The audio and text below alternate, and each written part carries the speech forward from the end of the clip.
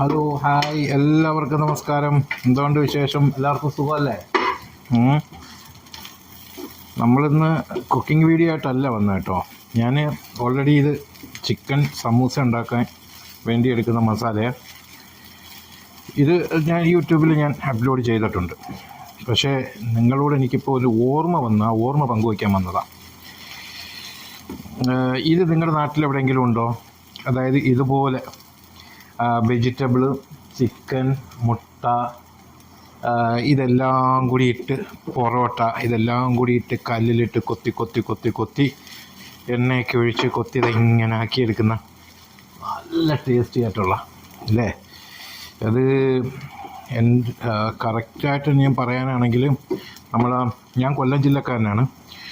പരവൂര്, കാപ്പിൽ, ഇടവ, വർക്കല ഇങ്ങനെയുള്ള ഭാഗത്തൊക്കെ ഇത് ഫങ്ഷനും മറ്റും ഉണ്ടാക്കലുണ്ട്. അപ്പോൾ എൻ്റെ ചെറുപ്രായത്തിൽ എൻ്റെ ഒരു സഹോദരി അയച്ചിരിക്കുന്നത് കാപ്പിലാണ്. അപ്പം എൻ്റെ അളിയൻ, ഞാൻ മച്ചാന്നാണ് അദ്ദേഹം വിളിക്കുന്നത്, അദ്ദേഹം നല്ല രീതിയിൽ ഉണ്ടാക്കുമായിരുന്നു. അപ്പോൾ ഇത് അവിടെ ചെല്ലുന്ന സമയങ്ങളിലൊക്കെ അതുണ്ടാക്കി, അതിൻ്റെ പേര് ബുർദയോ എന്തോ, എനിക്കത് അത്ര എൻ്റെ കൊച്ചിലേ കഴിച്ചുള്ള ഓർമ്മയാണ്. പക്ഷെ നല്ല ടേസ്റ്റി ആയിട്ടുള്ള ഒന്ന്. അപ്പോൾ എൻ്റെ അളിയൻ, അദ്ദേഹം ഇന്നിപ്പം നമ്മളോടൊപ്പം ഇല്ല, അദ്ദേഹം മരണപ്പെട്ടു പോയി. നല്ല നല്ല മനസ്സിൻ്റെ ഒരു ഉടമയായിരുന്നു. ഇത് വെറുതെ പറയുന്നതല്ല കേട്ടോ.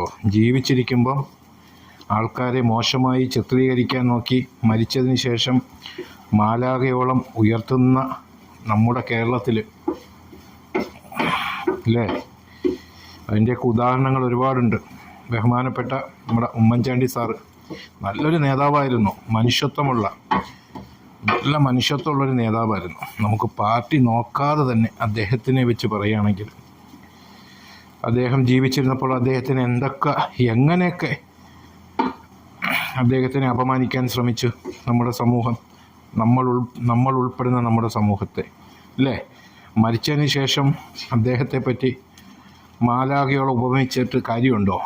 ജീവിച്ചിരിക്കുമ്പോൾ ഒരു മനുഷ്യനെ ഉപദ്രവിക്കാതെ അല്ലേ, അദ്ദേഹത്തിൻ്റെ നന്മകളെ എടുത്തു പറഞ്ഞ് വെക്കുക, കള്ളക്കഥകൾ പറഞ്ഞ് പ്രചരിപ്പിച്ച് അദ്ദേഹത്തിൻ്റെ കുടുംബത്തിനെയൊക്കെ ഒരുപാട് അപമാനിച്ചു പോയ നമ്മുടെ നാട്ടിലിതൊന്നും പുത്തരിയല്ല.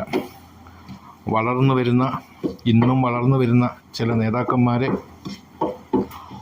ഒളിഞ്ഞിരുന്നും കൂട്ടം കൂടിയും